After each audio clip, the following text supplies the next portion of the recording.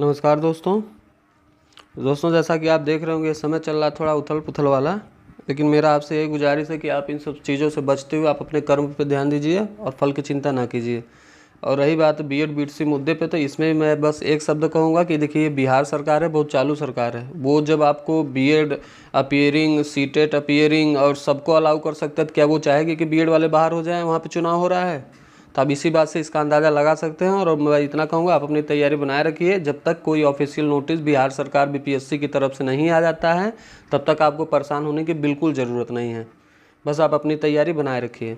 आइए आज के इस वीडियो में हम लोग प्रैक्टिस सेट नंबर 7 सॉल्व करेंगे। तो आप बड़े ध्यान से प्रैक्टिस सेट देखिएगा। डिटेल में जाएंगे तो वही पॉइंट्स की ही बात करेंगे जो एग्जाम में पूछे गए हैं, तो उसको भी आप बड़े ध्यान से सुनिएगा। तो चलिए समय का ध्यान रखते हुए हम लोग ये टेस्ट शुरू करते हैं। तो सबसे पहले हम लोग जीएस के क्वेश्चन को सॉल्व करेंगे, जो कि 41 नंबर से शुरू होता है। तो देखिएगा, आज के जो पहला क्वेश्चन है ये है कि पूर्ण स्वराज की प्राप्ति की घोषणा भारतीय राष्ट्रीय कांग्रेस ने कब की थी। ये जो पूर्ण स्वराज की प्राप्ति, ये 1929 का एक लाहौर अधिवेशन था, जिसमें कि आपके पंडित जवाहरलाल नेहरू जी अध्यक्षता किए थे। उसी समय उन्होंने जो है पूर्ण स्वराज की प्राप्ति की घोषणा की थी। आइए कुछ राष्ट्रीय अंदर से आप देखिए 1930, 1919, 1916 के बारे में बात करें तो 1916 में आपको पता होगा कि लखनऊ अधिवेशन हुआ था, जिसमें अंबिकाचरण मजूमदार जी ने जो है अध्यक्षता की थी। और 1919 में आपको पता होगा तो इसी समय जो है आपका जलियांवाला हत्याकांड हुआ था। और आप कह लीजिए कि 1919 में रोलेट एक्ट आया था, जिसे काला कानून कहा गया था। 1930 में अगर आप ध्यान देंगे तो यहाँ सविनय अवज्ञा आंदोलन चला था, नमक आंदोलन चला था। तो ये सभी बातें जो है 1930 से संबंधित हैं। चलिए नेक्स्ट क्वेश्चन की ओर हम लोग बढ़ेंगे। तथा साथ ही ध्यान दीजिएगा, ये 29-16 वाले बात है, तो आप 1907 भी याद रखिएगा, जिस नरम दल गरम दल अलग हुआ था ये कांग्रेस के सूरत अधिवेशन में, जिसकी अध्यक्षता रास बिहारी बोस जी ने की थी। तथा बात अब देखिए 1929 जवाहरलाल नेहरू की बात हुई है, तो उनके बारे में याद रखिए, पूछा जाता है डिस्कवरी ऑफ इंडिया कह लीजिए, पूर्ण स्वराज का लक्ष्य कह लीजिए, प्राप्ति की घोषणा कह लीजिए। तथा साथ ही में आप 31 दिसंबर 1929 का डेट याद रखिएगा, 31 दिसंबर 1929। इसी समय उन्होंने जो है रावी नदी के तट से जो है पूर्ण स्वराज की मांग की थी। तथा 26 जनवरी को पूर्ण स्वराज के रूप में मनाया जाएगा, ऐसा भी उन्होंने घोषणा की थी। उसी के बाद जो है पूर्ण स्वाधीनता दिवस के रूप में 26 जनवरी को मनाया जा रहा था, पूर्ण स्वाधीनता दिवस के रूप में। उसके बाद जब हमारा देश गणतंत्र हुआ, मतलब हमारा संविधान बना, तो 26 जनवरी को हम लोग गणतंत्र दिवस मनाने लगे। तो ये थी इसकी कहानी। आइए क्वेश्चन नंबर 42 देखिएगा, ये कि तथाकथित कुशासन के आधार पर किस गवर्नर जनरल ने मैसूर राज्य को प्रशासन में ले लिया था। तो ध्यान दीजिएगा, जब भी आपसे मैसूर तथाकथित कुशासन के आधार पर कहेगा तो वो थे आपके William Bentinck, Lord William Bentinck ने ऐसा किया था, मैसूर राज्य को जो है प्रशासन में ले लिया था। अब देखिएगा, आपने नाम सुना होगा डलहौजी, फेमस तो आपको पता होगा डलहौजी होगा, आपके दिमाग में भी डलहौजी का नाम आया होगा। लेकिन ये जो है कुशासन के आधार पर जो है लोगों को, कुशासन के आधार पर जो है राज्यों को हड़पता था। यहाँ मैसूर की अगर स्पेशली बात करेगा तो अब लॉर्ड विलियम बेंटिक तथा कथित कुशासन के आधार पर पूछे तो ये बात ध्यान देंगे। अब भाई लॉर्ड वेलेस्ली के बारे में आप जानते हो कि सहायक संधि का जनक लॉर्ड वेलेस्ली को कहा जाता है। लेकिन इसी में आपको ध्यान देना है कि पहली बार सहायक संधि का यूज किसने किया था, तो वो था डुप्ले। अगर आपसे पूछे कि यूज किसने किया, डुप्ले ने किया था, लेकिन जनक वेलेस्ली को कहा जाता है। लॉर्ड हेस्टिंग और लॉर्ड मेयो के बारे में जानिए। लॉर्ड मेयो के समय ही पहली बार जनगणना शुरू हुई थी, जो कि वो आपका 1872 का समय था। तथा इसी के लगभग 10 साल बाद आप कह लीजिए 1881 में जो है 10 की आधार पर जो जनगणना या नियमित जनगणना आपसे पूछा जाता है, वो रिपन के समय में हुआ था। ये दो बात आप यहाँ पे ध्यान देंगे। अब बात करें देखिए हेस्टिंग की, तो आपसे पूछता है बंगाल का गवर्नर और पूछता है बंगाल का गवर्नर जनरल। तो जब भी आपसे बंगाल का गवर्नर पूछे तो वो आपका क्लाइव है, यानी केवल जी पूछे। और जब भी आपसे गवर्नर जनरल या डबल जी पूछे तब आप लॉर्ड हेस्टिंग को याद करिएगा। चलिए नेक्स्ट क्वेश्चन देखिएगा 43 नंबर, यह निम्न में से किसने अपनी राजधानी मुर्शिदाबाद से मुंगेर स्थानांतरित की थी। तो ये थे आपके मीर कासिम। मीर कासिम को आप जानते होंगे कि ये जो है नवाब शुजाउद्दौला को जो है धोखा दिए थे जब प्लासी का युद्ध हुआ था 1757 में, तो उनकी हार हुई थी। ये वही मीर कासिम और मीर जाफ़र, जिसमें देखिए ये मीर जाफ़र की मैं बात आपको बता रहा था। मीर जाफ़र ने जो है सिराजुद्दौला को जो धोखा दिया था। लेकिन ये जो बात करें राजधानी मुर्शिदाबाद से मुंगेर किसने की थी, तो वो थे आपके मीर कासिम। आप ध्यान देंगे, ये मीर कासिम की बात हो रहा है, ना कि मीर जाफ़र। मीर जाफ़र जो है उसने सिराजुद्दौला को धोखा दिया था प्लासी के युद्ध में, जो 1757 में हुआ था। चलिए नेक्स्ट क्वेश्चन देखिएगा 44 नंबर, निम्नलिखित में से कौन भारतीय राष्ट्रीय कांग्रेस में उदारवादियों से जुड़ा था। देखिए एक थे आपके नरम दल और एक आप थे गरम दल, नरम और गरम। तो नरम को ही उदारवादी बोला गया था, जिसमें आपके फिरोज शाह मेहता, दादा भाई नौरोजी, गोपाल कृष्ण गोखले तीनों लोग शामिल थे। और जब बात गरम में आप सुने होंगे त्रिमूर्ति लाल पाल बाल, लाल बाल पाल ऐसे करके इनका जो है कि ऐसे कहा जाता है लाल बाल पाल। तो उसमें आपके कौन कौन थे? आप तिलक थे, लाला लाजपत राय थे, और आप बिपिन चंद्र पाल करके एक थे। वो मतलब 3 लोगों के लाल बाल पाल की जोड़ी थी जिसे त्रिमूर्ति कहा जाता था, वो गरम दल के थे। तो आप देखिएगा इसका आंसर हो जाएगा इनमें से अधिक, यानी ये तीनों लोग जो है उदारवादी ही थे। चलिए अब लाला लाजपत राय के बारे में अगर बात करें, देखिए इसमें किसकी, फिरोज शाह मेहता, गोपाल कृष्ण गोखले। देखिए गोखले के बारे में अगर आपसे बात करें तो क्वेश्चन पूछता है कि गोखले किसके गुरु थे? तो गांधी और जिन्ना दोनों के गुरु गोपाल कृष्ण गोखले थे। ये बात आप ध्यान दीजिएगा। अब दादा भाई नौरोजी के बारे में बात करें तो इन्होंने 3 बार कांग्रेस की अध्यक्षता की थी। एक तो आपका 1886 में की थी, जो दूसरी जो अध्यक्षता कांग्रेस की हुई थी उसमें उन्होंने किया था। उसके बाद इन्होंने 93 में और 1906, 1893 में किया था, उसके बाद 1906 में किया था। तो ये इतनी बार जो है इन्होंने दादा भाई नौरोजी ने कांग्रेस की अध्यक्षता की थी। चलिए नेक्स्ट क्वेश्चन देखिएगा 45 करा मुस्लिम लीग के लाहौर अधिवेशन 1940 की अध्यक्षता किसने की?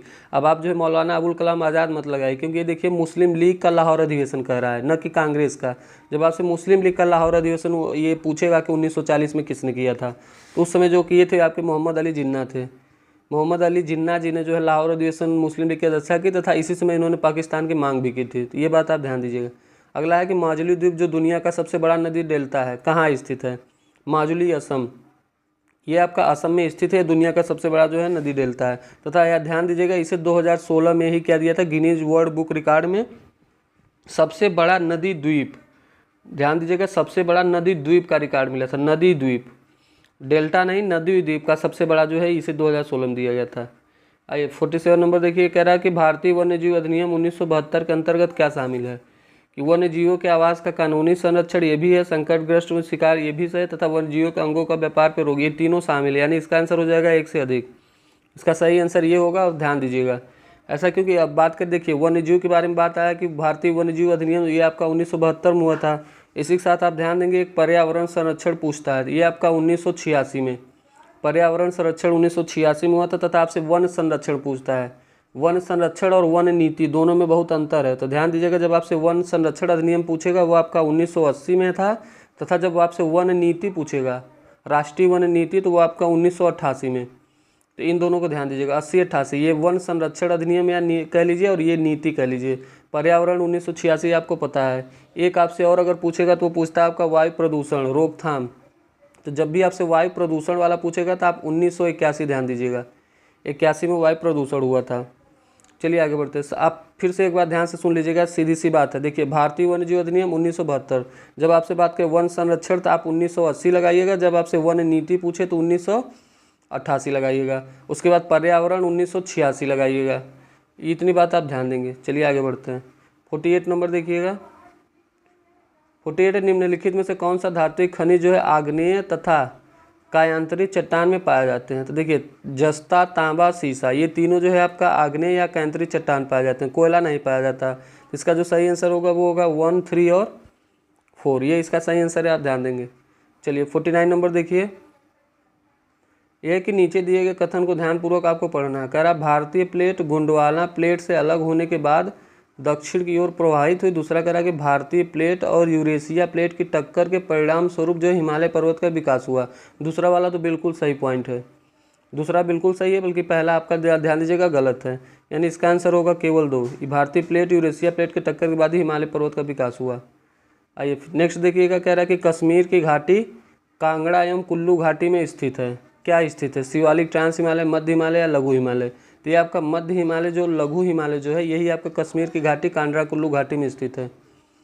चलिए क्वेश्चन नंबर 51 देखिएगा, यह है कि संयुक्त नौसैनिक अभ्यास वरुण 2023 भारत और किस देश की नौसेना के बीच हुआ? आपसे वरुण पूछे, गरुड़ पूछे, देखिए एक वरुण शक्ति होता है, गरुड़ शक्ति होता है, और एक वरुण एक गरुड़। जब भी वरुण गरुड़ सिंगल वरुण या सिंगल गरुड़ पूछे तो आप ध्यान दीजिएगा, आप फ्रांस को लगाइएगा। वरुण गरुड़ आपका फ्रांस, लेकिन एक गरुड़ शक्ति, गरुड़ के साथ आपका शक्ति लग जाएगा तो आप उसे इंडोनेशिया से लगा दीजिएगा। ये आप ध्यान दीजिएगा। आइए कुछ और भी हैं जो लगातार पूछे जाते हैं, ध्यान दीजिएगा। वरुण भारत फ्रांस हो गया। एक आपसे युद्धाभ्यास के नाम से ही युद्धाभ्यास होता है जो आपका अमेरिका के साथ होता है, भारत और अमेरिका के साथ। और एक आपसे पूछता है कि वज्र प्रहार, तो वज्र प्रहार जो है वो भी आपका अमेरिका के साथ होता है। वज्र प्रहार, युद्धाभ्यास, ये दोनों इसके साथ होता है। तो साथ ही ध्यान दीजिए, आपसे जब खंजर पूछे खंजर, खंजर आपका किर्गिस्तान के साथ होता है। भारत तो है ये, देखिए किर्गिस्तान आपको याद करना है क्योंकि पता है आपको भारत तो होगा ही उसमें। अब आइए धर्म गार्जियन पूछता है, तो धर्म गार्जियन जो है आपका जापान के साथ, तथा जीमेक्स भी जापान के साथ होता है। एक अभी हाल ही में हुआ जो कई बार एग्जाम में पूछा भी गया, आप साइक्लोन याद रखिएगा। जब भी आपसे साइक्लोन पूछेगा तो उसमें भारत और मिस्र है, तो आप मिस्र याद रखिएगा, मिस्र साइक्लोन। चलिए क्वेश्चन नंबर 52 देखिएगा। एक G20 विदेश मंत्रियों की बैठक 2023 कहाँ आयोजित हुई है। देखिए ये जो विदेश मंत्रियों वाली जो बैठक थी G20 की, वो आपकी नई दिल्ली में हुई। अगर आपसे पर्यटन का पूछ लेता तो आप जम्मू कश्मीर लगाते। देखिए जम्मू कश्मीर में तो लोग पर्यटन का वहाँ बहुत बड़ा केंद्र है, लोग जाते हैं घूमने टहलने, तो पर्यटन वाला ऐसे याद कर लीजिए। और विदेश मंत्री जो होते हैं वो देश की राजधानी में ही आते हैं, तो ये आपका नई दिल्ली होगा, ऐसे याद कर लीजिए। चलिए 53 है कि जलाशयों के संरक्षण के लिए प्रधानमंत्री नरेंद्र मोदी द्वारा जल जन अभियान का शुभारंभ कहाँ किया गया। ये आपसे पूछ रहा है कि इसका अभियान आप एक कहाँ किया गया। जल जन अभियान का शुभारंभ मोदी जी द्वारा कहाँ किए गए थे, तो ये आपको बताया था, ध्यान दीजिएगा। इसका जो संरक्षण वो आपका सिरोही राजस्थान एक स्थान है, राजस्थान में सिरोही पड़ता है, वहाँ पर इन्होंने जो है ये कार्यक्रम शुरू किया था। चलिए क्वेश्चन नंबर 54 देखिए। ये कि महिला सशक्तिकरण के लिए अखिल भारतीय जागरूकता अभियान परिवार को सशक्त बनाना किसने शुरू किया। ये आपके द्रौपदी मुर्मू जी ने शुरू किया है, ये कार्य इनके द्वारा शुरू किया गया था। आइए 55 है कि ICC महिला T20 विश्व कप 2023 भारतीय टीम का नेतृत्व किसने किया। तो आपने हरमनप्रीत जो है ये भारतीय टीम की कप्तान थी, इन्होंने इसका नेतृत्व किया था। हरमनप्रीत ने हाल ही में जो है जो IPL के तर्ज पे वोमेन प्रीमियर लीग होता है उसमें भी इन्होंने मुंबई की कप्तानी की तथा मुंबई को जिताया था, तो ये बात आप ध्यान देंगे। अब बात करें कि जीता कौन था ICC महिला T20 विश्व कप, तो वो आपके जीता था ऑस्ट्रेलिया। ऑस्ट्रेलिया ने दक्षिण अफ्रीका को 19 रन से हरा के जीता था। और दक्षिण अफ्रीका में ही ध्यान दीजिएगा कि ये हुआ भी दक्षिण अफ्रीका में था, वो फाइनल पहुंची और हारी ऑस्ट्रेलिया, उसमें जीत गई। अगर बात करें, देखिए जो इंपॉर्टेंट है आपका वनडे वर्ल्ड कप 2019 वाला, हो सकता है आप भूल रहे हैं तो उसको रिवीजन कर लीजिएगा। उसमें आपका इंग्लैंड ने जीता था न्यूजीलैंड को हराने के बाद। तथा अभी हाल ही में आपको पता होगा T20 वर्ल्ड कप भी हुआ था मेंस वाला, तो वो भी आपका इंग्लैंड ने जीता है पाकिस्तान को हराकर। चलिए क्वेश्चन नंबर देखिएगा 56 करा मिस यूनिवर्स 2022 का खिताब किसने जीता। ये आपकी अमेरिका के आर बोनी गैब्रियल ने जीता है। तथा 2021 में आपको याद होगा कि हरनाथ संधू ने जो है भारत की तरफ से जीता था, हरनाथ संधू ने। इसके साथ ही ये तीसरी थी। दो महिलाएं, आप सुष्मिता सेन का नाम जानते होंगे, सुष्मिता सेन और लारा दत्ता, दोनों ने पहले ही मिस यूनिवर्स का खिताब जीत चुकी हैं। चलिए 57 है कि 80वें गोल्डन ग्लोब अवार्ड्स 2023 में किस भारतीय गाने ने बेस्ट ओरिजिनल सॉन्ग का खिताब जीता। ये आपका नाटू नाटू किरवानी जी का सॉन्ग था, RRR मूवी थी, RRR मूवी थी, इसमें इन्होंने नाटू नाटू ने जो है ये अवार्ड जीता था। चलिए 58 देखिए, कह रहा है भारतीय विशिष्ट पहचान प्राधिकरण उडई के प्रमुख रूप में किसे नियुक्त किया गया। देखिए ध्यान दीजिएगा, इसे अमित अग्रवाल, याद आप ऐसे करके, ये जो आधार कार्ड बनाता है वो आपका उडई ही बनाता है, उडई संस्था है जो आधार बनाता है। अ से आधार, अ से अमित अग्रवाल, ऐसे आप ध्यान देंगे, उडई आधार बनाता है और अमित अग्रवाल उसके क्या चुने गए हैं। आगे देखिएगा 59 नंबर ये है कि निम्न में से अजात शत्रु के वंश का नाम क्या था। देखिए बिहार में जब बात आती है तो मैंने आपसे कहा था कि सबसे पहले बृहदत्त था, जो आपका किसका पुत्र था, उनका पुत्र था, जिसकी हत्या भीम ने की थी, जरासंध का। जरासंध का पुत्र था आपका बृहदत्त, उसने जो है सबसे पहले जो है मगध की स्थापना की तथा उसकी जो है राजधानी जो है आपका राजगिरी बनाई थी। उसी के बाद आपका वहाँ पे हर्यक वंश शुरू होता है। हर्यक वंश की जो स्थापना है वो आपका बिंबिसार ने किया था, बिंबिसार। तो हर्यक वंश की स्थापना बिंबिसार ने किया था। तो बिंबिसार का पुत्र था अजातशत्रु। अजातशत्रु जो है बिंबिसार का पुत्र था। कह रहा है अजातशत्रु किस वंश से था, तो ये देखिए हर्यक वंश आपको मिल भी गया। अब आइए वंश की बात हुई तो बड़े ध्यान से आप सुनिएगा क्योंकि बहुत इंपॉर्टेंट है। अब देखिए सबसे पहले तो मैंने कहा आपसे हर्यक वंश, हर्यक वंश में 3 लोग आते हैं। एक तो बिंबिसार ने स्थापना किया, उसका पुत्र अजातशत्रु, और इसका पुत्र था आपका उदयन। हर्यक वंश के बाद आपका आता है जो आपका कह लीजिए आप शिशुनाग वंश। ये जो शिशुनाग वंश था इसी में आपका आते हैं कौन, शिशुनाग आते हैं, शिशुनाग, और एक आते हैं आपका कालाशोक। अब ध्यान से देखिएगा, ये जो हर्यक वंश में अजातशत्रु ये पहली बौद्ध संगीति कराए थे, तथा ये जो शिशुनाग वंश में कालाशोक हैं ये आपकी दूसरी बौद्ध संगीति कराए थे। अजातशत्रु पहली बौद्ध संगीति, कालाशोक दूसरी। शिशुनाग वंश के बाद ही आपका आता है नंद वंश। आपने सुना होगा नंद वंश की स्थापना महापद्मनंद ने की थी तथा इसका अंतिम शासक जो था वो आपका था घनानंद। घनानंद ने कौटिल्य की बेइज्जती की, इसी वजह से उसे चंद्रगुप्त मौर्य से मिलकर घनानंद की हत्या करने के बाद अब शुरू हो जाता है आपका मौर्य वंश। मौर्य वंश की स्थापना आपने किसने किया, चंद्रगुप्त मौर्य ने किया। चंद्रगुप्त मौर्य का पुत्र था आपका बिंदुसार। बिंदुसार बिंबिसार में अंतर ये भी ध्यान दीजिएगा। और बिंदुसार का जो पुत्र था वो था आपका अशोक। इतना बात आप ध्यान देंगे। अब अशोक जो आया इसका लास्ट जो मौर्य वंश का अंतिम शासक वो बृहदत्त को कहा जाता है, ये अलग वाला बृहदत्त है। तथा अगर आप उसके बाद अगर आप ध्यान से सुनेंगे तो बड़ा जल्दी से सुन लीजिएगा। फिर आपका शुरू होता है मौर्य वंश के बाद आपका शुरू होता है शुंग वंश, फिर कम्म वंश, फिर कुषाण वंश कनिष्क वाला, फिर आपका गुप्त वंश शुरू हो जाता है। गुप्त वंश में जैसे चंद्रगुप्त प्रथम हुए, समुद्रगुप्त हुए, चंद्रगुप्त द्वितीय हुए, कुमारगुप्त फर्स्ट हुए, स्कंदगुप्त हुए। लास्ट में आपका सुनिएगा जो पाल वंश चलता है। पाल वंश का आपको पता होगा धर्मपाल जी ने विक्रमशिला बनवाई थी, तथा गुप्त वंश के जो कुमारगुप्त फर्स्ट थे उन्होंने नालंदा बनवाई थी। तो ये बातें याद ध्यान दीजिएगा। इसमें पूछा अजातशत्रु का वंश का नाम, वो था आपका हर्यक वंश। आइए चलिए मौर्य वंश का बताइए आप। स्थापना कौन? चंद्रगुप्त मौर्य ने। शिशुनाग वंश की स्थापना शिशुनाग ने की थी। गुप्त वंश की स्थापना किसने की थी? श्रीगुप्त ने की थी। लेकिन गुप्त वंश का जो वास्तविक संस्थापक था वो आपका किसको माना जाता है? चंद्रगुप्त फर्स्ट को माना जाता है। आइए क्वेश्चन नंबर 60 देखिएगा। यह कि भारतीय उपमहाद्वीप में लौह का सर्वप्रथम साहित्यिक संदर्भ किसमें मिलता है? मतलब आपसे पूछ रहा है लोहा सर्वप्रथम किसमें मिला था, तो वो आपका यजुर्वेद में मिला था। ध्यान दीजिएगा यजुर्वेद में पहली बार जो है लोहा मिला था। और देखिएगा जो यजुर्वेद होता है ना, इसी को कर्मकांडी वेद भी कहा जाता है। ये भी पूछा गया कर्मकांडी वेद किसे कहते हैं? यजुर्वेद को कहते हैं। किस ऐसा कौन सा वेद है जिसकी रचना गद्य और पद्य दोनों में हुई है? तो वो भी आपका यजुर्वेद है। तथा शतपथ ब्राह्मण इसकी एक शाखा है, ये भी ध्यान दीजिएगा शतपथ ब्राह्मण। आइए क्वेश्चन नंबर 61 ये 61 देखिएगा। यह कि निम्न में से किस वंश की शासका रानी दिद्दा थी? रानी दिद्दा पूछ रहा किस वंश की शासका थी? तो ये देखिए कारकोट, लोहार, सोलंकी, चंदेल, ये आपके उत्पल वंश की थी। कौन से वंश की? उत्पल वंश। इसका आंसर हो जाएगा ई। आगे बढ़िए, ये मानचित्र का क्वेश्चन है, ध्यान से देखिए। करा बिहार के मानचित्र में चित्रित स्थान एक किस जलप्रपात को प्रदर्शित करता है? ये यहाँ पे देखिए, यहाँ पे आपका पड़ता है ककोलत जलप्रपात, तो आप इसको ध्यान देंगे, यहाँ ककोलत जलप्रपात पड़ता है। चलिए 63 देखिए, मुस्लिम लीग की स्थापना किस वर्ष हुई? तो ध्यान दीजिएगा मुस्लिम लीग की जो स्थापना थी वो 1906 में हुई थी। ये मुस्लिम लीग की स्थापना 1906 में हुई थी। तथा एक थे आपके सलीमुल्लाह और एक थे आपके आगा खां। इन दोनों को जो है मुस्लिम लीग की स्थापना का जो है श्रेय माना जाता है। नाम आप ध्यान रखिएगा, आगा खां मिल जाए आपसे या फिर आपको सलीमुल्लाह खान मिल जाए, ये दोनों जो है यहाँ के थे। अब आइए देखिए कुछ ईयर की बात है तो ये शुरू करते हैं। 1905 में देखिए क्या हुआ था। 1905 में आपको पता है बंगाल विभाजन की घोषणा हुई थी, जो कि कर्जन के समय हुई थी। तो इसी समय जो है स्वदेशी आंदोलन चला था, ये भी 1905 में चला था। अब बंगाल विभाजन जो है वो 20 जुलाई की डेट थी जो रखा गया था। उसके बाद 16 अक्टूबर को बंगाल विभाजन कर दिया गया था। बल्कि जो ये स्वदेशी आंदोलन था वो 7 अगस्त को इन दोनों डेट के बीच में चला था। 16 अक्टूबर को रक्षाबंधन दिवस भी मनाते हैं। 1905 के बाद अगर कोई अपडेट याद रखिएगा तो आप याद रखिएगा कौन सा? 1907 का याद रखिएगा, जब सूरत अधिवेशन हुआ। उसके बाद आइए इंपॉर्टेंट डेट की बात करेंगे तो आप ध्यान रखिएगा 1911 का डेट, जब पहली बार जो है राष्ट्रगान को गाया गया था। तथा 1911 में ही स्वदेशी आंदोलन को जो है भंग भी कर दिया गया था। स्वदेशी आंदोलन को भंग मतलब बंगाल विभाजन को भंग कर दिया गया था 1911 में। स्वदेशी आंदोलन इतना विकट तौर पे फैला था कि बंगाल विभाजन को इनको रद्द करना पड़ा। 11 के बाद आप 15 डेट याद रखिएगा। 1915 में जब गांधी जी पहली बार आए थे, 9 जनवरी को प्रवासी भारतीय दिवस मनाया जाता है। फिर 1916 में लखनऊ अधिवेशन हुआ, राजकुमार शुक्ल मिले। तो 1917 में आपका गांधी जी ने चंपारण किया आंदोलन। 1918 में आइए तो खेड़ा, एक अहमदाबाद और एक खेड़ा, 2 याद रखिए। फिर आप अगर 1919 में चलेंगे तो आपको पता होगा जलियांवाला बाग हत्याकांड हुआ। इसी समय रोलेट एक्ट आया। 1920 में आपका असहयोग आंदोलन आपको पता होगा, 1920 में असहयोग आंदोलन चला था। तथा 1922 में जब चौरी चौरा कांड हुआ तो उसी समय असहयोग आंदोलन को बंद गांधी जी किए थे। 22 के बाद 23 में आएंगे, अगर आप 23 ध्यान दीजिएगा तो 1923 में आपका स्वराज पार्टी का गठन चित्तरंजन दास और मोतीलाल नेहरू ने किया। 1924 में जब आप आएंगे, 1924 में गांधी जी ने पहली बार बेलगांव कर्नाटक का अधिवेशन किया। 1925 आइए सरोजनी नायडू ने पहली बार जो है भारतीय महिला होने का खिताब पाया था जब कांग्रेस की अध्यक्षता। किसी के साथ पूछता है कि पहली महिला, तो आपका एनी बेसेंट थी जो 1917 में जो है कांग्रेस की अध्यक्षता की थी। तो ये पहली महिला और पहली भारतीय महिला दोनों में अंतर है। अब आइए आप 1929 ले लीजिए। तो जब 1929 में पहली बार पूर्ण स्वराज का जवाहरलाल नेहरू द्वारा किया गया था लाहौर अधिवेशन में। 1929 के बाद 1931 में आ जाइएगा। 1931 में 2 बड़े काम हुए। एक तो हुआ गांधी इरविन समझौता, जिसमें गांधी जी ने इरविन से 11 मांगे की थी, ये भी पूछा गया है।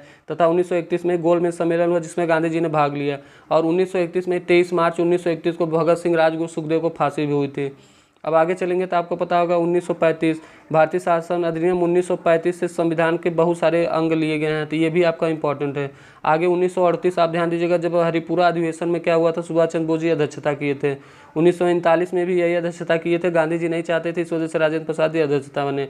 अब आइए 1940 से 1945 तक जो कांग्रेस की अध्यक्षता की तो मौलाना अबुल कलाम आज़ाद थे। क्वेश्चन 2 पूछता है, सबसे कम उम्र में तो मौलाना अबुल कलाम आज़ाद जी ने अध्यक्षता की, सबसे ज़्यादा समय तक वो भी मौलाना अबुल कलाम आज़ाद जी ने अध्यक्षता की। इसके बाद आप जाएंगे तो 1942 बीच में आता है, 40 से 45 1942 में आपको पता होगा कि करो या मरो का नारा भारत छोड़ो आंदोलन लिथिगो के समय हुआ। ऑपरेशन जीरो आवर चलाया गया जिसमें सभी लोगों को गिरफ्तार किया गया, जिसमें से गांधी जी को आगा खां पैलेस में रखा गया, राजेंद्र प्रसाद को बांकीपुर जेल में रखा गया, जयप्रकाश नारायण को हजारीबाग जेल में रखा गया। ये सभी क्वेश्चन जो है पूछे गए। तो उसके बाद 1946 में जो है आपका कैबिनेट मिशन आता है जो संविधान बनाने की घोषणा करता है तथा स्वतंत्रता के बारे में भी बताता है। तो ये भी आप 1946 में रखिए। क्वेश्चन पूछता है कि स्वतंत्रता के समय जो है ब्रिटेन के प्रधानमंत्री कौन थे, वो आपके क्लाइमेट एटली थे। उसी के साथ 15 अगस्त 1947 को जो है आप ध्यान दीजिएगा हमारा देश आज़ाद हुआ। 26 जनवरी 1950 को आपका ये गणतंत्र हुआ, जब संविधान जो है हमारा लागू हुआ, उसी समय हम लोग गणतंत्र दिवस मनाते हैं। तो चलिए इतनी बात आप ध्यान दीजिएगा। ये 64 पे देखिए, करा कि हिंदू मंदिरों के किस भाग में उपासकों की भारी संख्या के लिए स्थान मौजूद होता है। कौन सा मंदिर ऐसा है, तो ये आपका न गर्भगृह शिखर विमान कोई नहीं है, बल्कि ये जो आपका मंदिर होता है वो आपका मंडप भाग, मंडप ध्यान दीजिएगा, मंडप भाग में जो है ऐसा होता है कि उपासकों की भारी संख्या के लिए स्थान मौजूद होता है। यानी इसका आंसर होगा ई वाला। 65 कह रहा है कि सिंधु घाटी को सोनार घाटी से जोड़ने वाली शाही सड़क का निर्माण किसने कराया था। ये जो शाही सड़क का निर्माण था वो आपका कौन कराया था, शाहजहां, हुमायूं, अकबर, किसी ने नहीं कराया था, बल्कि इसका निर्माण शेर शाह सूरी ने कराया था। शेर शाह सूरी का मकबरा पूछता है जो कि सासाराम में है। तो ये आप ध्यान दीजिएगा। चलिए नेक्स्ट क्वेश्चन देखिएगा। 66 कह रहा है कि रैयतवाड़ी प्रथा प्रारंभ की थी किसने। तो रैयतवाड़ी को अपने मुनरों ने प्रारंभ की थी, महलवाड़ी को हार्ट मैकेंजी। देखिए महलवाड़ी, मैकेंजी, रैयतवाड़ी मुनरो तथा कार्नवालिस का नाम आया है। तो आपका अस्थाई बंदोबस्त पूछता है किसने लागू की। तो अस्थाई बंदोबस्त का जो ये था ये आपका कार्नवालिस के द्वारा किया गया था। चलिए नेक्स्ट क्वेश्चन देखिएगा जी। ये है कि भारत का उत्तरी मैदान किन नदी प्रणाली के द्वारा बना है। भारत का आपसे उत्तरी मैदान पूछ रहा है, तो आप बड़े ध्यान से इसका आंसर देंगे। तो ये आपका गंगा, सिंधु और ब्रह्मपुत्रा, गंगा, सिंधु और ब्रह्मपुत्रा, इन तीनों को मिलाकर जो है आपका उत्तरी मैदान जो है बना हुआ है। अगला कि भारत का केंद्रीय औषधि अनुसंधान संस्थान। देखिए जब भी दवा की बात करेंगे तो आप एम्स को याद कीजिएगा। एम्स आपका लखनऊ में पड़ता है, तो औषधि अनुसंधान जो है वो भी आपका लखनऊ में है। ये याद ध्यान। इसी के साथ आपसे कृषि वाला पूछ लेता है कि कृषि अनुसंधान संस्थान कहाँ है, तो आप नई दिल्ली का नाम याद रखेंगे। जब आपसे गन्ना भी कई बार पूछा है तो गन्ना कोयम्बटूर में। आपसे तंबाकू पूछता है तो ये आपका राजमुंदरी में है। डेयरी आपसे पूछता है तो ये करनाल हरियाणा में है। तो आप बड़े ध्यान से इसको सुनिएगा। चलिए 69 नंबर देखिए, कह रहा कि हिमालय पर्वतमाला को किस में विभाजित किया गया है। तो ये है आपका हिमाचल, सह्याद्री, शिवालिक। पहला ऑप्शन हिमाचल, सह्याद्री, शिवालिक, हिमाचल, हिमाद्री, शिवालिक, हिमाद्री, विंध्य, शिवालिक। देखिए ये जब आपसे हिमालय पूछेगा तब ध्यान दीजिएगा ये किएगा आपका हिमाचल, हिमाद्री और शिवालिक में। ध्यान दीजिएगा हिमाचल, हिमाद्री और शिवालिक, यानी ऑप्शन नंबर बी इसका सही है। हिमाचल, हिमाद्री और शिवालिक, ये तीन में जो है इसको विभाजित किया गया है। आई 70 नंबर देखिए, कह रहा सुमेलित करना है आपको बताना कि स्टोन पार्क, बायोटेक्नोलॉजी पार्क, सूचना तकनीकी पार्क और जापानीज पार्क, ये आपको सुमेलित करना है, बताना है कि ये कौन सा कहाँ पे स्थित है। तो अगर आप ध्यान से देखेंगे तो ध्यान दीजिएगा ये जो आपका स्टोन पार्क है वो आपका धौलपुर और करेली में है। स्टोन पार्क धौलपुर, करेली। एक आप 4। देखिए ऐसे क्वेश्चन जब भी आपको मिले तो आप ये ध्यान दीजिएगा कि चारों में से एक आपको पता है। अगर आपको एक पता रहे तो उसको आप मिला के फिर ऑप्शन चेक करिए। देखिए एक ही ऑप्शन से हो गया। स्टोन पार्क आपको अगर पता है कि धौलपुर करौली, देखिए ए ऑप्शन में ही, पहले ऑप्शन में ही ये है और किसी ऑप्शन में ए के 4 नहीं है, तो ये इसका सही आंसर हो जाएगा। बाकी आप मिला लीजिएगा। देखिए जैसे बायोटेक्नोलॉजी पार्क है ये आपका कहाँ है, सीतापुर, जयपुर में है। ये आपका बायोटेक्नोलॉजी हो गया। सूचना तकनीकी पार्क आपसे पूछ रहा है तो ये कहाँ पे आप करेंगे, तो ये आपका जयपुर। अब बचा एक जापानीज पार्क, एक का निमराना अलवर में है। आइए 71 देखिएगा। 70 कह रहा है कि इनमें से कौन सा ठंडा रेगिस्तान नहीं है, दस्ते लूट, लद्दाख या गोबी। तो जो ठंडा रेगिस्तान नहीं वो आपका दस्ते लूट, यह ठंडा रेगिस्तान नहीं है बल्कि ये गर्म रेगिस्तान है। तो इतना आप ध्यान देंगे।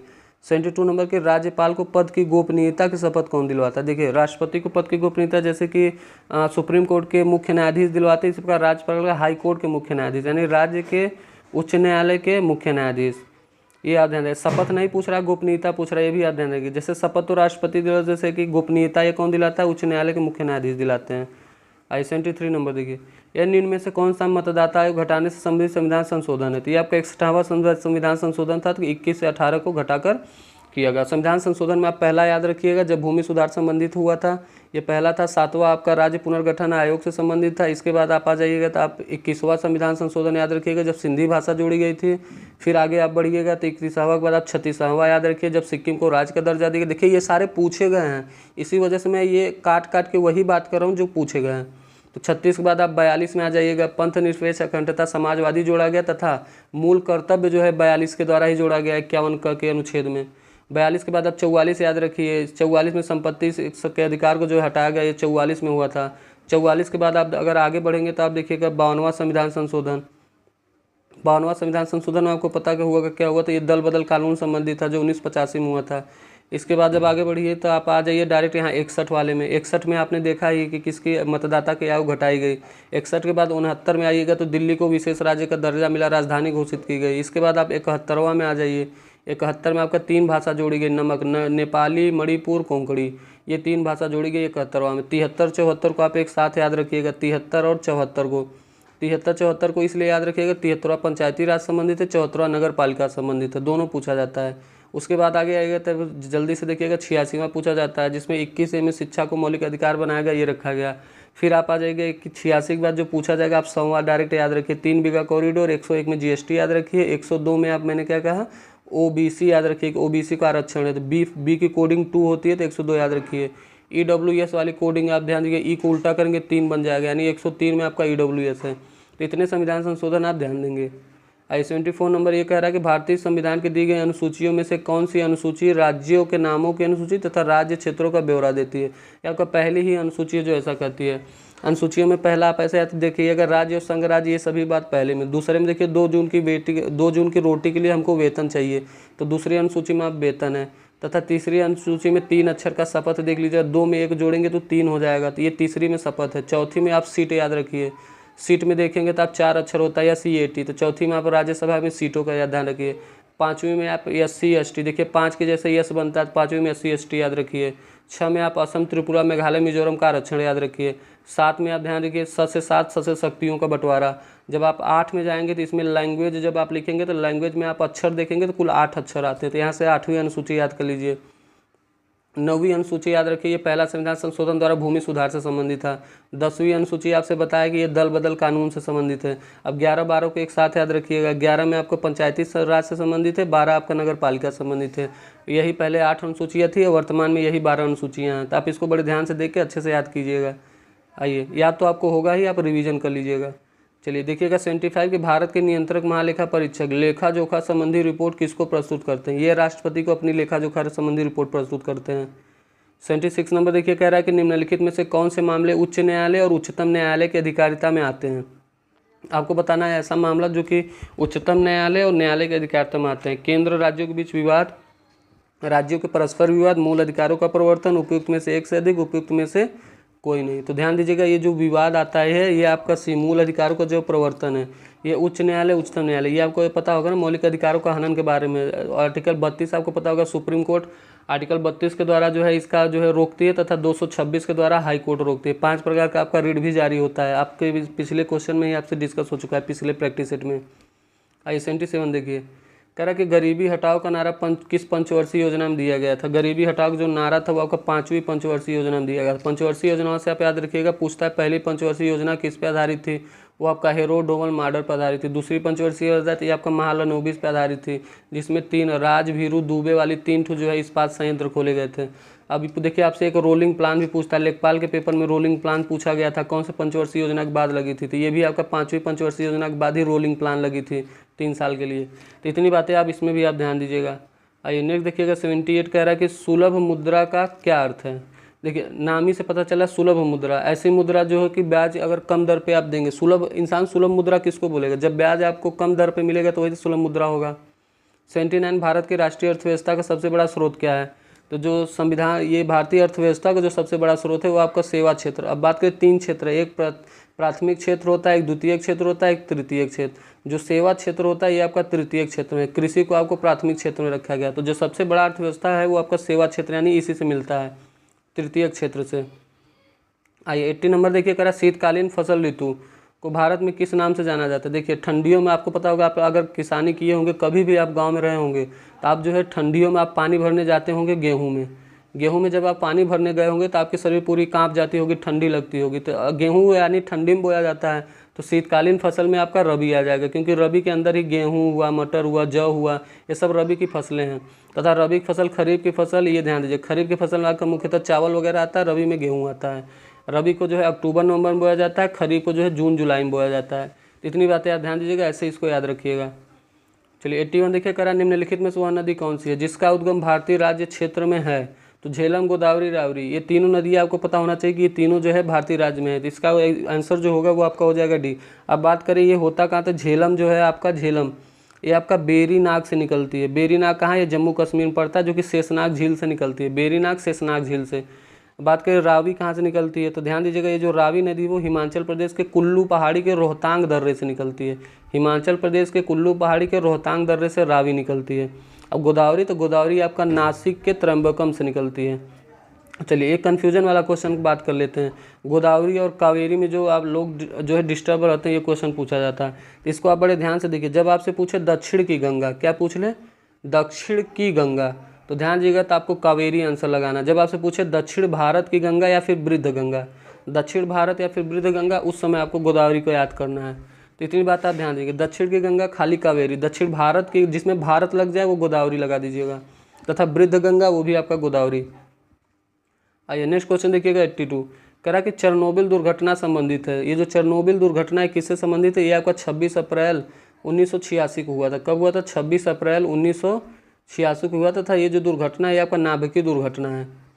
चलिए आइए नेक्स्ट क्वेश्चन देखिएगा 83 नंबर, करा कि सांप्रदायिक दंगा आतंकवादी हमलों से उत्पन्न स्थिति को भी आपदा की श्रेणी में रखा जाता है।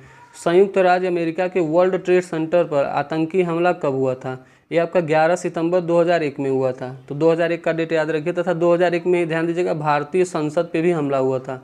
भारतीय संसद और ये आपका अमेरिका के वर्ल्ड ट्रेड सेंटर दोनों जो है एक ही ईयर 2001 में हुआ था, ये आप ध्यान देंगे। चलिए नेक्स्ट क्वेश्चन देखिएगा, ये कह रहा है कि राष्ट्रगीत वंदे मातरम किसका एक अंश है। तो जब भी आप वंदे मातरम की बात करेंगे, इसे बंकिम चंद्र चटर्जी जी ने लिखा है, तथा 1896 के अधिवेशन में कांग्रेस के पहली बार गाया गया था। और पूछ रहा है किसका आंसर, तो ये आपका आनंद मठ से लिया गया है। वंदे मातरम को कहाँ से लिया गया, ये आपका आनंद मठ से लिया गया, ये बात आप ध्यान देंगे। अब बात करें राष्ट्रगीत की, अब ध्यान दीजिएगा राष्ट्रगीत जो कि जनगण मन है, जिसे रविन्द्रनाथ टैगोर ने लिखा है। ये आपका राष्ट्रगान की बात मैं कर रहा हूँ, ध्यान दीजिएगा ये राष्ट्रगान की बात कर रहा हूँ। जो जनगण मन है रविन्द्रनाथ टैगोर ने लिखा है, जिसे कि 1911, जैसे ग से राष्ट्रगान और 11, गान 11 से याद रखिएगा, गान और 11, जब भी गीत आ जाएगा तो वो आप 96 याद रखेंगे। राष्ट्रगान आप 1911 में गाया गया था रविन्द्रनाथ टैगोर द्वारा, जिसे गाने में आपका 52 सेकेंड लगता है। तथा जब भी बात करें आपसे ये किसका, राष्ट्रगीत को, तो राष्ट्रगीत को गाने में आपका 65 सेकेंड लगता है। तो ये आप ध्यान देंगे, एक में 65 लगता है और एक में आपका 52 सेकेंड लगता है। इतनी बात आप ध्यान देंगे। तथा 24 जनवरी की वो डेट थी, 24 जनवरी 1950 को, जब राष्ट्रगीत और राष्ट्रगान दोनों को जो है अपनाया गया था। तो इतनी बात आप इसमें के बारे में ध्यान देंगे, ये सभी जो है पूछा जाता है।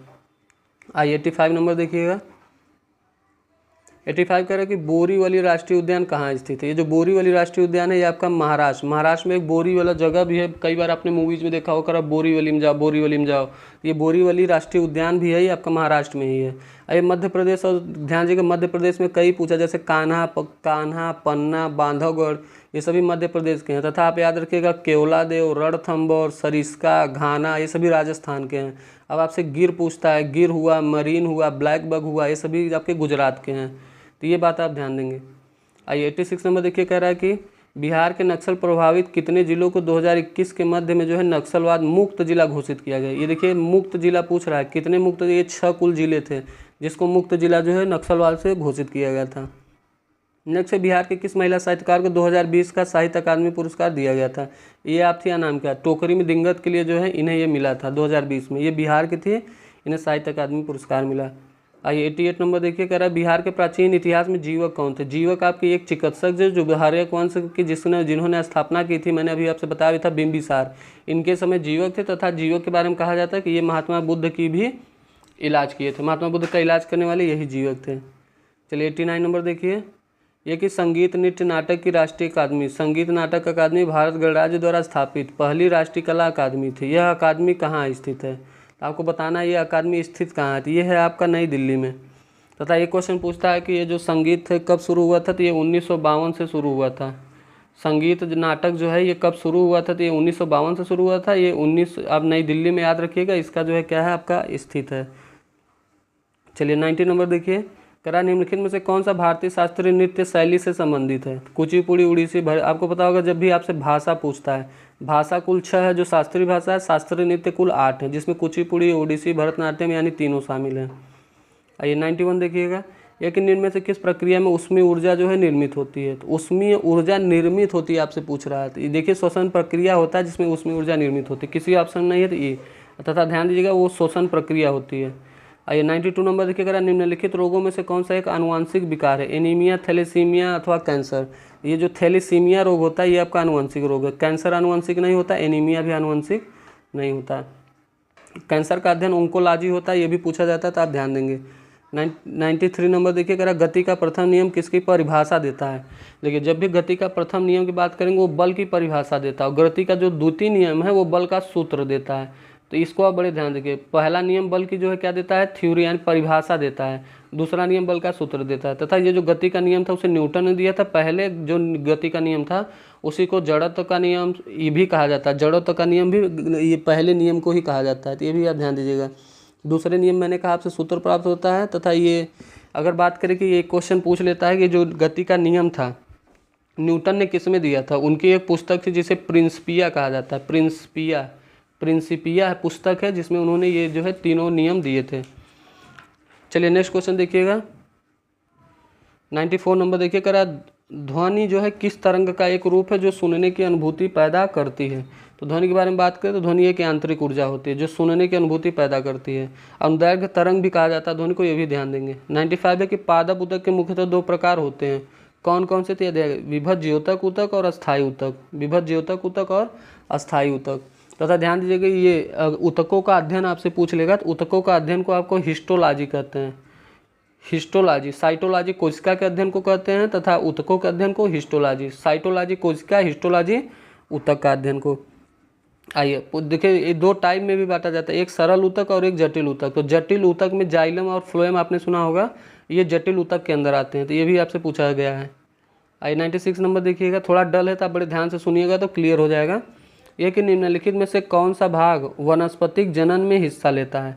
तो वनस्पतिक जनन में जो हिस्सा लेता है वो है आपका फूल, ये फूल है जो वनस्पतिक जनन में हिस्सा लेता है। अब आइए कुछ अगर डिटेल में आप थोड़ा जाएंगे तो मैं ज़्यादा डिटेल में नहीं जाऊँगा, तो आप ध्यान से सुनिएगा। अगर पुष्प में जब बात करते हैं ना कौन कौन सा पार्ट होता है, एक होता है उसमें बाह्य दलपुंज, एक दलपुंज और एक पुमंग और एक होता है आपका जयांग, तथा जयांग को अंडक कहते हैं, तथा जयांग में ही जो है आपका क्या होता है? एक अंडाशय होता है, एक वर्तिका होता है और एक आपका वर्तिकाग्र होता है, ये 3 आपका जयांग में होते हैं। तथा पुष्प के ये 4 भाग आप ध्यान दीजिएगा, बाह्य दलपुंज, दलपुंज, पुमंग और जयांग, इतनी बात आप ध्यान देंगे। अब पूछा जाता है, बात करें जयांग का, तो ये जयांग जो होता है आपका ये एक मादा जो होता है आपका, जयांग क्या होता है? वो मादा जननांग है। पुमंग जो होता है वो आपका नर जननांग है।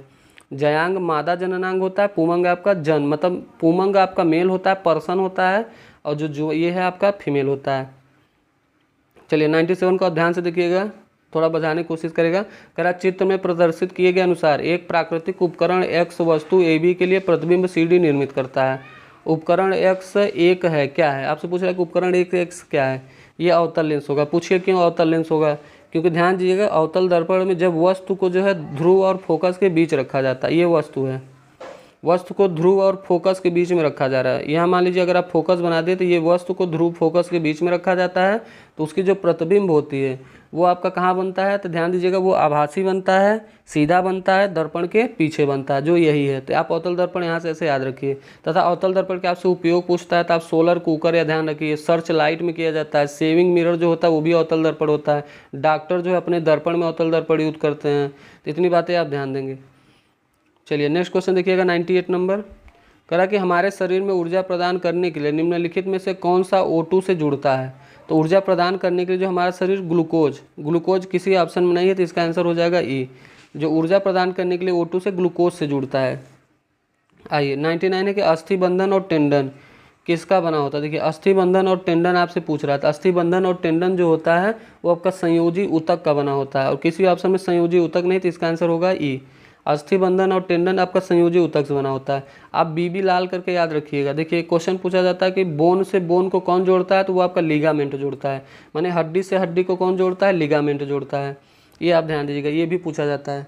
चलिए 100 नंबर देखिएगा, ये कि किसने सुझाव दिया था कि जीवन सरल अकार्बनिक या अजैविक अणुओं से विकसित हुआ है? सुझाव पूछ रहा है तो ये हाल्डेन ने सुझाव दिया था, हाल्डेन। ये इसका आंसर हाल्डेन होगा। अब डार्विन आया तो डार्विन के बारे में याद रखिए। डार्विन ने जो द ओरिजिन ऑफ स्पीसीज नामक पुस्तक लिखी थी। कब लिखी थी? 1859।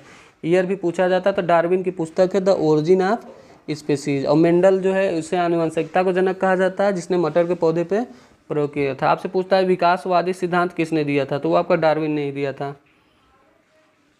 चलिए नेक्स्ट देखिए कि निम्नलिखित में से कौन सी नलिका है जो दिल से निकलती है और शरीर में विभिन्न अंगों में रक्त संचारित करती है। तो अब देखिए इसमें आपको कन्फ्यूजन, सीरा धमनी में हमेशा आपको कन्फ्यूजन होता है, तो इसका भी इलाज इसमें कर देते हैं। देखिए जो सीरा होती है, ध्यान दीजिएगा, एक सीरा होती है और एक होती है आपकी धमनी।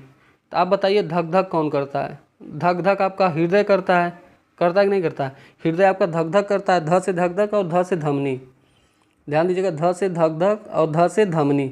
यानी अगर ध्यान देंगे तो जो हृदय से शरीर की ओर रक्त ले जाता है उसको धमनी कहते हैं। धक धक हृदय करता है, यानी हृदय से जो शरीर की ओर ले जाए उसे आप धमनी कहेंगे। धक धक हृदय करता है और हृदय से शरीर की ओर ले जाए उसे धफा धमकी, धफा धक धक और धफा धमनी। अब बात करें सीरा, तो यानी शरीर से हृदय की ओर, स से शरीर और शरीर से जब हृदय की ओर आएंगे तो उसे सीरा कहेंगे। उम्मीद है आपको क्लियर होगा। एक बार फिर से ध्यान सुनिए, मैंने क्या कहा?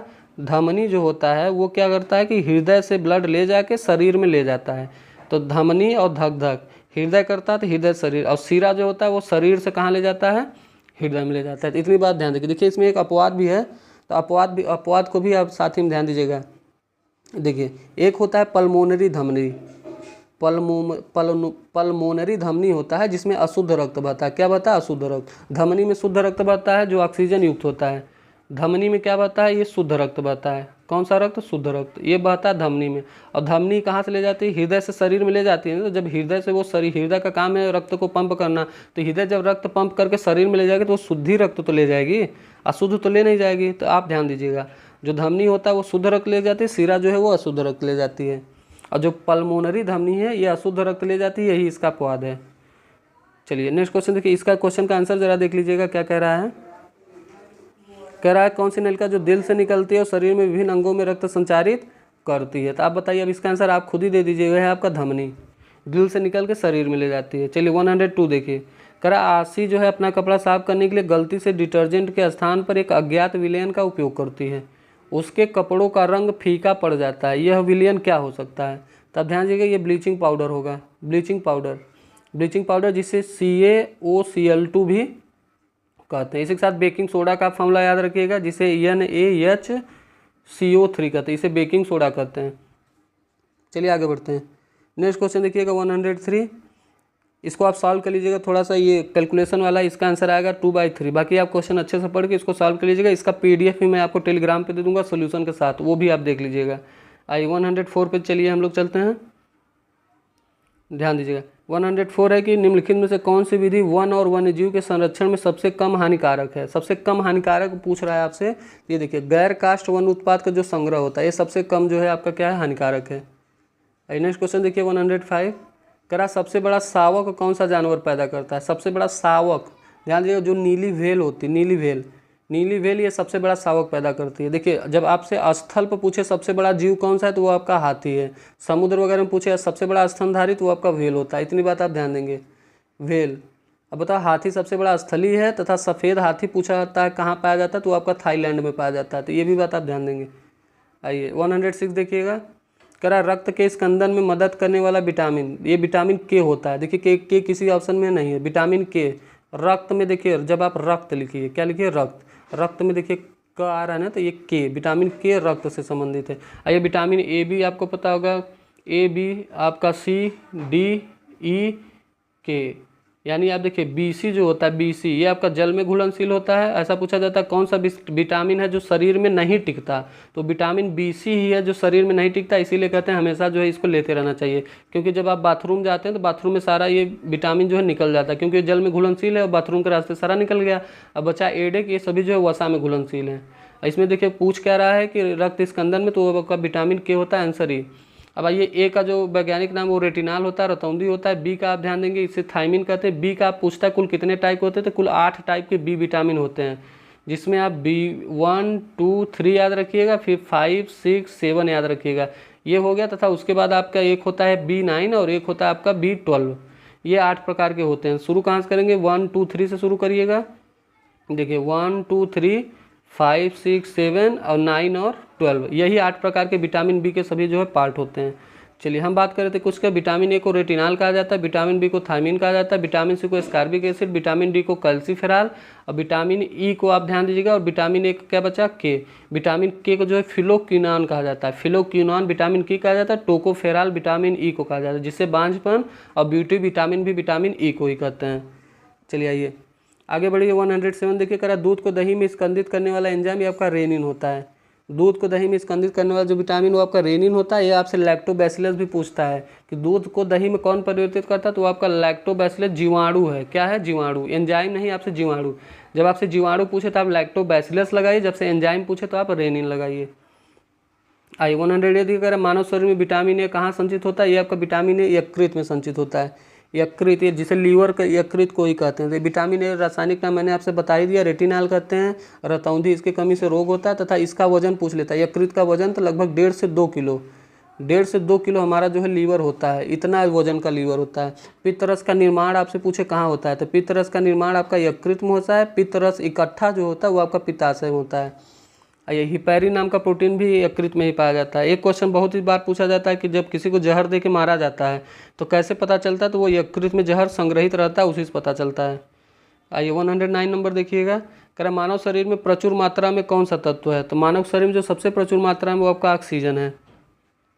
सेरिब्रम किससे संबंधित है, ये आपका मस्तिष्क से संबंधित है, इजी क्वेश्चन। आइए 111 देखिए कह रहा है ग्लूकोमा ट्रकोमा किस अंग से संबंधित है, नेत्र श्लेष्मा आँखों, यानी इसका आंसर हो जाएगा 1 से अधिक, क्योंकि आँखों और नेत्र ये यही बीमारी है सारी। अब देखिए 102 को थोड़ा ध्यान दीजिए, कह रहा है Na+ में कुल कितने इलेक्ट्रॉन हैं। आपको पता होगा कि सोडियम में कुल 11 इलेक्ट्रॉन होते हैं, लेकिन देखिए Na+ लिखने का ये मतलब हो कि इसने 1 इलेक्ट्रॉन क्या किया है, इसने दान दे दिया है। तब देखिए जब Na+ लिखा है यानी 1 इलेक्ट्रॉन इसने दान दे दिया है, तब इसमें कितना बचेगा, 10 बचेगा। किसी ऑप्शन में आपको देखो 10 दिख रहा है, नहीं दिख रहा है, तो बड़े ध्यान से अगर नहीं देते तो आप सोडियम 11 रहता, +1 से 1 प्लस करके 12 भी मत करिएगा। +1 का मतलब इसने 1 दान दे दिया है, -1 रहता तो इसका मतलब उसने 1 ले लिया है, तो इसका आंसर आपका ई हो जाएगा। आइए 113 देखिए, कह रहा है मौसमी गुब्बारों में कौन सी गैस भरी जाती है, तो हीलियम गैस भरी जाती है। 114 देखिए, कह रहा है तरल ताप वास्तविक गहराई से कम गहरा दिखाई देता है, इसका मुख्य कारण आपको बताना है कि मुख्य कारण क्या है, तो यह है आपका अपवर्तन। अपवर्तन के कारण जो है तरल ताल वास्तविक गहराई से कम। देखिए अपवर्तन माने आप धोखा याद रखिएगा, जैसे क्वेश्चन पूछता है कि बाल्टी में गिरे हुए सिक्का एकदम ऊपर की तरफ क्यों दिखाई देता है, तो वो भी आपका अपवर्तन के कारण दिखाई देता है। ये सब बात आप ध्यान रखिए। आइए 115 देखिए, करा निम्नलिखित में से किस स्थिति में अवतल दर्पण वास्तविक प्रतिबिंब निर्मित करेगा। अवतल दर्पण जब वास्तविक प्रतिबिंब निर्मित करेगा तो कब, ध्यान दीजिएगा, दूसरा और तीसरा, जब वस्तु को अनंत पर रखा जाए, जब वस्तु को फोकस पर रखा जाए, इन दोनों स्थिति में वो जो है वास्तविक प्रतिबिंब का निर्मित करता है। जब फोकस और ध्रुव के बीच में रखेंगे वो उस साइड आभासी प्रतिबिंब, जैसे ये दर्पण है ना, तो इस साइड आभासी बनाएगा, ये बात आप ध्यान दीजिए। आइए आगे 116 देखिए, करार निम्नलिखित में से कौन सा एक कार्बनिक उर्वरक है। कार्बनिक उर्वरक आपसे पूछ रहा था पीट, ध्यान दीजिए एक कार्बनिक उर्वरक होता है पीट। चलिए नेक्स्ट क्वेश्चन देखिए 117 करा अधिकांश पौधे किस रूप में मृदा से नाइट्रोजन प्राप्त करते हैं। ये आपका नाइट्रेट, कई बार पूछा जाता है तो ये भी आप याद रखेंगे नाइट्रेट के तौर पे। आइए 118 है कि नाइट्रोजन के यौगिकीकरण में सहायक है, ऐसा क्या है जो ये सहायक होता है, तो ध्यान दीजिए आपका राइजोबियम जीवाणु, नॉस्टॉक, एनीबिमा। अब देखेंगे राइजोबियम जीवाणु, नॉस्टॉक, एनीबिमा तीनों इनमें शामिल होते हैं, इसका आंसर हो जाएगा 1 से अधिक। चलिए 119 देखिएगा, कह रहा प्लास्टिक बहुत उपयोगी है और क्यों, इन दिनों यह व्यापक रूप से उपयोग की जाती है, तो इसलिए की जाती है कि वजन में हल्की और मजबूत होती है, सीधी सी बात है। जल की अच्छी अवशोषक, उष्मा विद्युत की सूचना, ये सब फर्जी बात है। ऑप्शन ए आप ध्यान रखिए, यही आंसर है। चलिए लास्ट क्वेश्चन देखिए, कह रहा कोशिकाओं का आकार किसमें मापा जाता है, तो आपको पता होगा जो कोशिकाओं का आकार है वो आपका माइक्रोन में नापा जाता है। कोशिकाओं के अध्ययन को साइटोलॉजी कहते हैं, उत्कों के अध्ययन को हिस्टोलॉजी कहते हैं, ये भी बात आप ध्यान देंगे। अब बात करें कोशिका की खोज, अब कोशिका है तो इसका थोड़ा सा ध्यान दीजिएगा।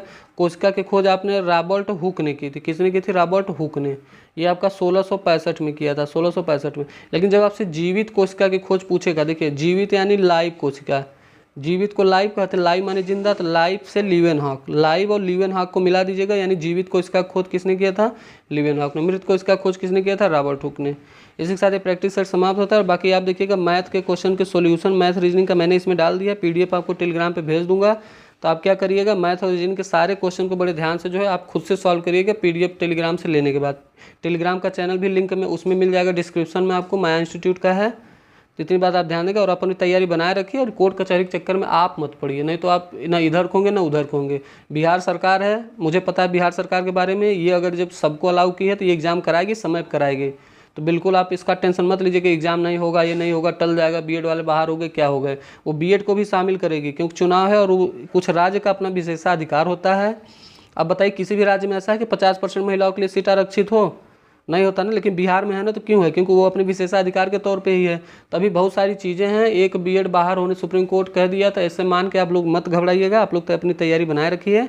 बस ये आपसे मेरा रिक्वेस्ट है। और ये 50 तरह के वीडियो भी आप यूट्यूब पे मत देखिएगा, कोई लीगल नोटिफिकेशन देता है उसके बारे में जाके देख लीजिएगा। मुझे पता है आप लोग 10 वीडियो अब देख के लुकुर लुकुर कर रहे होंगे, तो इस समय आप अपना टाइम मत वेस्ट करिए, अपनी पढ़ाई पर लगाइए, रिवीजन करिए, मात्र रिवीजन करिए और प्रैक्टिस दीजिए। रिवीजन और प्रैक्टिस भी उसका दीजिए जिसका आप दे चुके हैं, बल्कि नए चीज़ों की प्रैक्टिस मत दीजिएगा। तो ये बात आप ध्यान दीजिएगा। चलिए इसी के साथ वीडियो समाप्त करते हैं।